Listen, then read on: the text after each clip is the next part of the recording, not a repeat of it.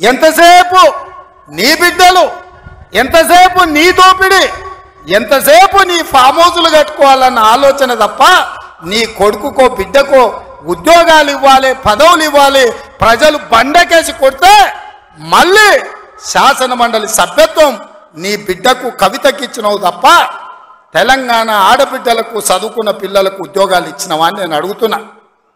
నువ్వు ఉద్యోగాలు ఇవ్వక 10 సంవత్సరాలు స్టాఫ్ నర్సులు నియమించక నువ్వు నిర్లక్ష్యం చేసిన కాబట్టే మొన్న మా దామోదర్ రాజనరసింహ గారు వైద్య ఆరోగ్య శాఖ ద్వారా ఎల్బీ స్టేడియంలో 7,000 మంది ఆడబిడ్డలకు స్టాఫ్ నర్సు ఉద్యోగాలు మేమొచ్చి ఉద్యోగాలు ఇచ్చినాం.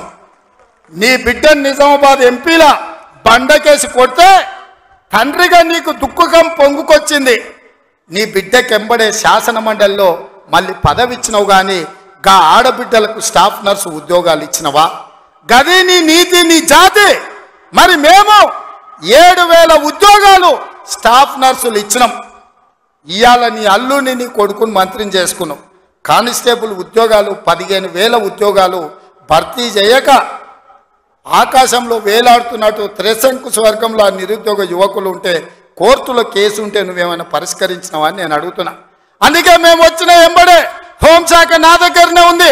డీజీపీని ఇతర అధికారులను పిలిచి సమీక్షించి వేలాది మంది నిరుద్యోగ యువకులు ఈ రోజు నిరుద్యోగులుగా అమీర్పేటలో లేకపోతే అశోక్ నగర్ చౌరస్తాల్లో, దిల్సు నగర్ చౌరస్తాల్లో ఇంటికెళ్ళి తల్లిదండ్రులకు మొహం చూయించుకోలేక నిస్సారంగా జీవితం గడుపుతున్నారు. వాళ్లకు ఉద్యోగాలు ఇవ్వాలని కోర్టుల్లో ఉన్న కేసులను ఇవాళ త్వరితగతిన పరిష్కరించాలని ప్రయత్నం చేసినాం.